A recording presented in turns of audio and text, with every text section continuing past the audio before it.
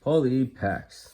All right, last row of this box here of, I guess, call it mostly mid-80s teams. Got the Astros, Angels, Blue Jays, Braves, and not sure who else left. So, kick it off here with the Astros. Got another O-Pee-Chee card here, so been putting those aside. All right, got a league leaders with Nolan Ryan. Not bad. And if you guys have been watching the other... Ooh, hold on a second. I am interrupted. A little worn, but 1983 Nolan Ryan. Can't beat that. I'm going to try to put them up there so you guys see them when I go through these. But this was a box that I got not recently, but maybe back, I don't know, maybe it might have been October of last year. I'm not even sure. That I just kind of put aside. I never went through.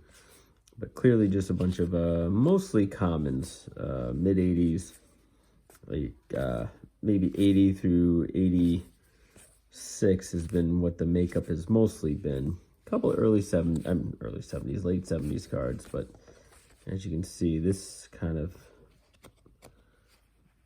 cards have basically what it's been. But to get a couple of Nolan Ryan's off the bat here, so maybe there'll be some other good ones that we can snag. Here, Angels, maybe a Rod Carew, perhaps, towards the tail end of his career. Alright. Probably won't get much, though. But I will probably end up just breaking these off.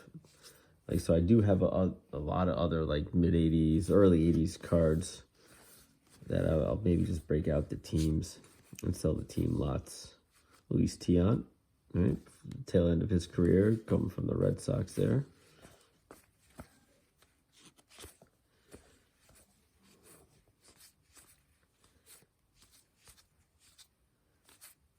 Yeah, because in all, like... if you broke out what I actually paid for the box, I can't imagine it'd be more than like $5 for the box. It probably would even be less, tell you the truth, if you broke it out kind of per item, what I paid for and then what I got. So you get so much good stuff. Here's a Blue Jays, a Jimmy Key. Blue Jays team card. Oh, our first 87 tops just randomly thrown in there. And the last few Blue Jays. All right, so now here are the Braves. There was a weird card in there. And what is this in the back here? Our Rangers. All right, so. I know there is a Paul Molitor card somewhere back there because... that's where we kind of peaked at when we first started this whole thing. Gary Matthews Sr. Jr. ended up playing in the majors. We got the dog barking in the background. Wants to get in on this. Let's see.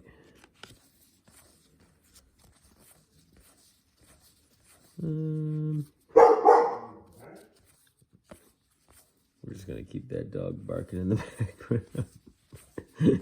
Not going to stop the video. Let's see. Going real good. So the Braves, though. Mid-80s Braves. I'm trying to think. You got Dale Murphy, right? You got Hank Aaron. Anytime you can get a Hank Aaron, you got to throw him aside. Even though it's the Kmart one. But, best here with the Braves, I think... Dale Murphy's going to be your best bet, but I think he was with the Phillies at this time, so I don't even think he was on the Braves yet.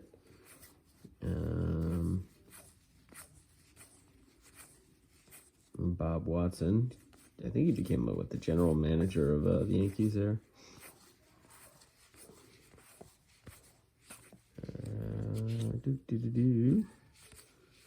Yeah, no one really good here.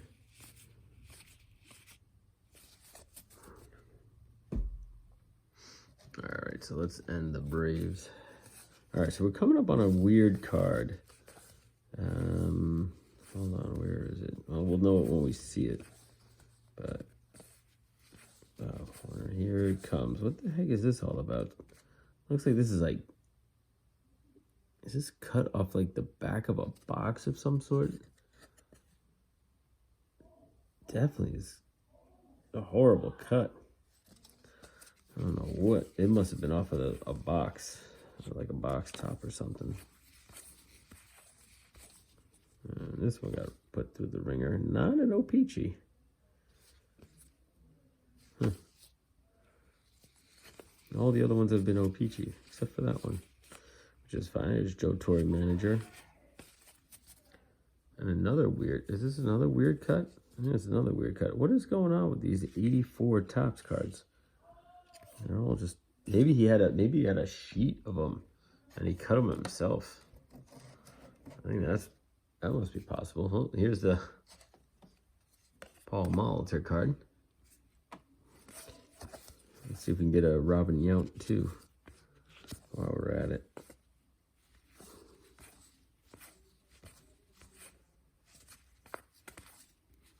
Another Paul Molitor card, 83 Topps.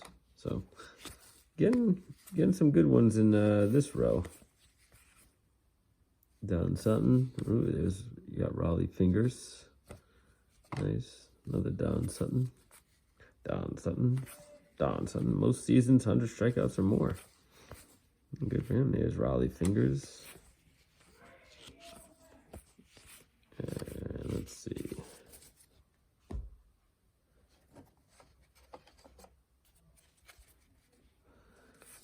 Yep. Raleigh Fingers. This must be one of his last years. 1969 Topps was his rookie, according to that 1986 card. Don Sutton, he had a long career too. I'll take their early cards. I'll take their rookie cards. These cards are a dime a dozen, but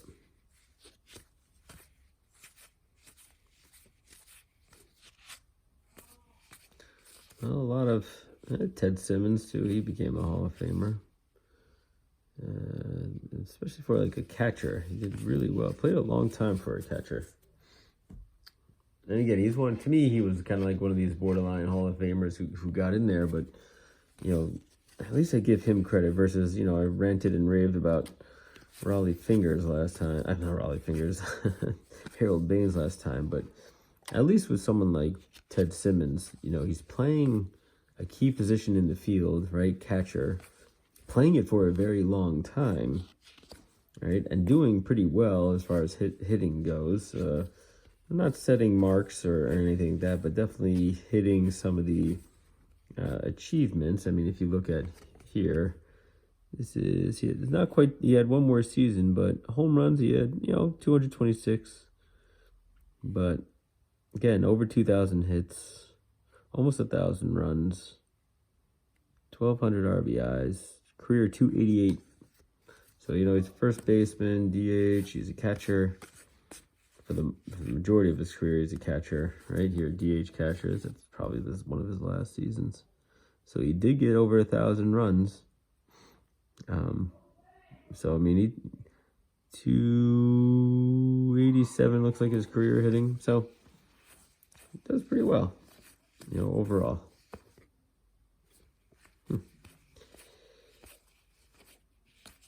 But yeah, when you can get into the field and play the field and do things well in the field on top of doing things with the bat, right? That's, in my mind, that's, you know, that helps give you that nod towards the Hall of Fame versus my thing with Harold Baines was he was mostly just a DH and he, you know, mostly a singles hitter at that.